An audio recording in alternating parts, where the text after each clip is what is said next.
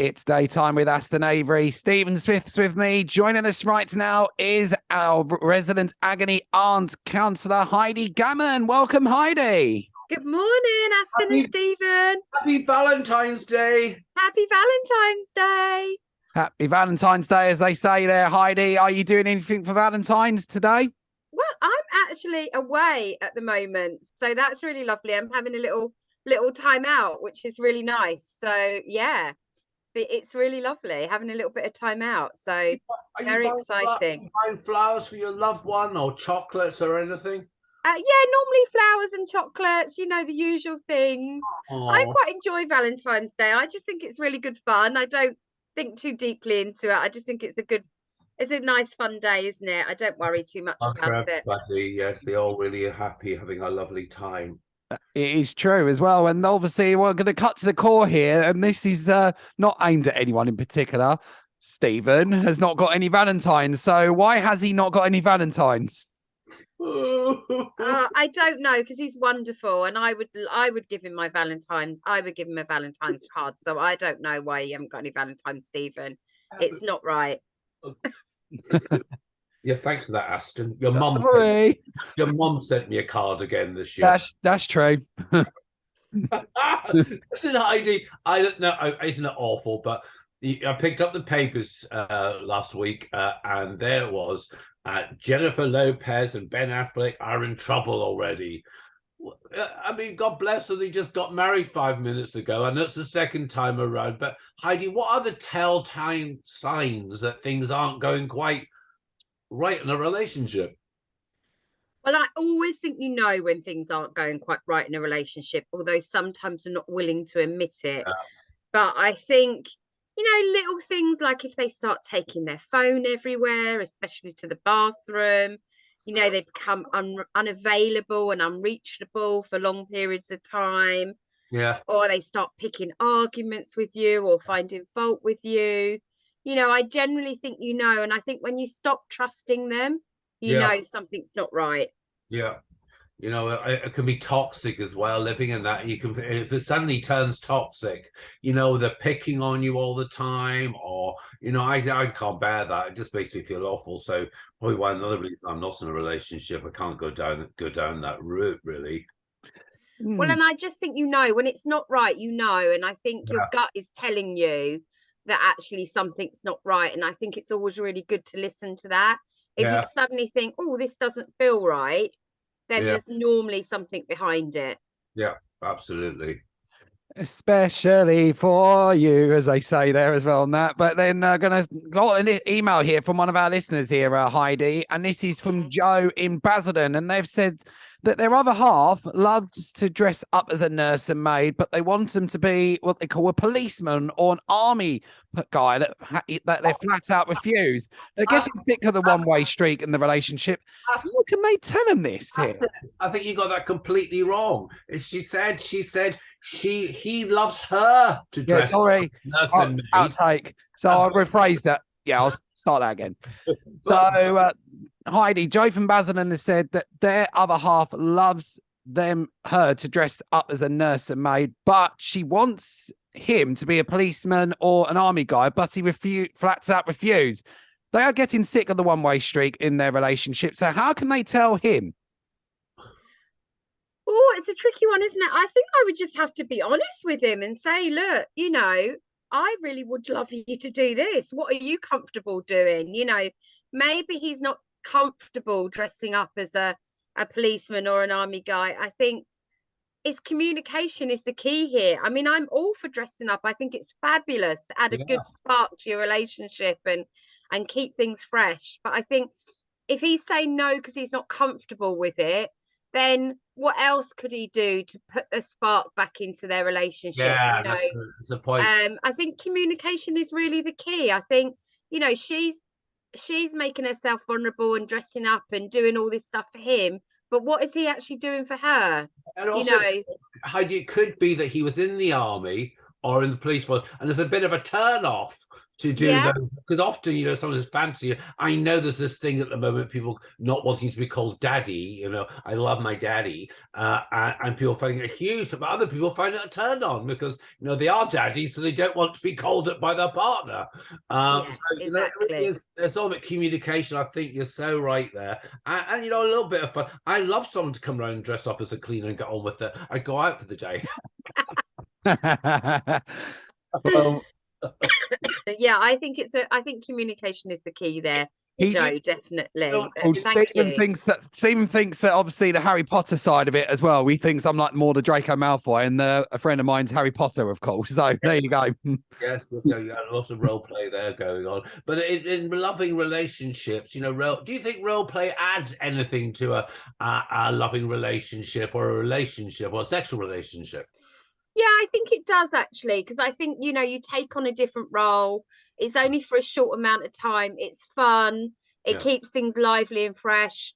I think it's great, actually. I'm all for it. Definitely. I think, listen, whatever floats your boat, I think if that gets you off, then fantastic. Do more of it. I But you've know. always got to do what your partner feels comfortable with. Yeah, But I it's know. no good if one's dressing up and then the other one isn't. Yeah. You know, there's a bit of a you know, mismatch there. So communication is the key with it, definitely. And also, it can become a little addictive. You know, I think we've got to remember that some of these fantasies are sometimes left as fantasies, but it can become a little addictive. And I think you have to keep it sensible. And it's something, again, you need to talk about so you're not constantly, I mean, it'd be exhausting to come home and you're having a kiss and a cuddle. You're rushing to dress up as a maid or you're rushing to do. It can become a little bit addictive. And I think it has to be done sensibly, as it would say. Absolutely, Stephen, and with both parties consenting to it, of course. Yeah, absolutely. Anything's going to be consensual. Yeah. No, it's interesting. So Mike from Southend has also sent in an email here, Heidi, as well. He wants to ask, they are old-fashioned and do not want to jump into bed after a first date, and he feels like romance and a slow burn. He's been called square, gay of all sorts, but not just by his mates, but a couple of dates as well, as he did not want to go straight in after a few drinks. He loves sex, but he thinks he should be loving things. So is this wrong here?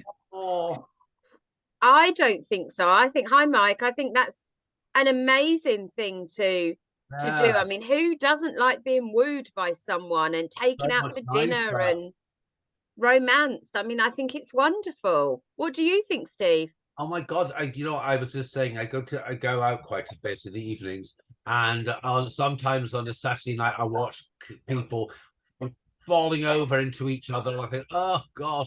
In the morning, there's going to be nothing there. It's so much nicer to have romance, and let's face it, sex is better if you have romance, and if you have some love there in the long run. Absolutely. And I think taking time to get to know someone, you know, going on a few dates, finding out what they like, you know, that's part of the fun of it. If you rush that bit and don't have that bit and go straight to bed, I think it's kind of a shame. I know, I'm all for promiscuous, not fill your butts if that's what makes you happy. Mm-hmm. But I don't think people should judge people. Sorry, just one second. Matty! Also going to be difference. So the guest artist dog. So I think don't judge people that want to have open relationship. Don't judge people that give to them. But at the same time, definitely don't judge people that want romance. And I do think romance brings better sex and Absolutely. love. Other than that groping in the night after being at a club and falling into bed, and you'll feel better about yourself as well. I think in the long run. I think so too. And also it brings up any red flags where if there's any sort of deal breakers you got, maybe, if you want to have children and that person says on the date that they don't want to have children, and it brings up a lot of deal breakers that you can sort of go, oh no, well that's not for me, or that is for me. Some of these things we have to talk about early on, don't we, if we're of a certain age, so it's always good to know what people's deal breakers are. Exactly. Listen, it's Valentine's. What's your favorite romantic film, Heidi? Oh, I'm such a big romantic. I love the 80s classics. You know, the Dirty Dancing, the Pretty Woman. I think I've watched them on a loop. I love it. Pretty Woman is one of my least favorite films. I like Breakfast at Tiffany's. I like, you know, those type of films. I think Mrs. Doubtfire, I think, is a lovely romantic film in a way, and those type of things. What about you, Aston? Now, this is putting me on the spot there, and I've seen a lot of these as well. And obviously, as you mentioned, Mrs. Doubtfire, of course, there, Stephen, that's really good. And I have to say, there, obviously, musicals again for me. You got West Side Story being another one, which I think is an ultimate classic on that. Titanic, I've seen as well. Moulin Rouge, I think they're the good ones for listeners as well. But they don't have happy endings, of course. But that being said, like, and I think there's one that does there, and that's like Beauty and the Beast. That has a happy ending, of course. Oh, I love Beauty and the Beast. Yeah. Yeah, that was happy film too, isn't it? Yeah. Yeah, well, it's nice to watch a romance. That'd be a nice date, wouldn't it? Bottle of, because sometimes it's so expensive going out at Valentine's Day and really feel ripped. It'd be lovely to stay at home, watch a really good movie, have a fabulous takeaway with lots of champagne. So, anyway, if you can find me a fellow like that, Heidi, please let me know. And Aston, you too, if you can find me one. That's quite nice. You know, it's nice having a card from your mum ringing me up, but you know. I'll keep on the lookout, Steve, for you. That's annoyed, Aston.